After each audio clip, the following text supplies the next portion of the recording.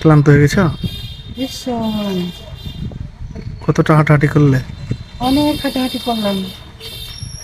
এত হাঁটাহাঁটি করে, এত রোদে পুড়ে, এত না খেয়ে খেয়ে ভিডিও করে আমার দর্শকরা যখন আমাকে লাইক কমেন্ট করে না, তখন ভীষণ কষ্ট হয়।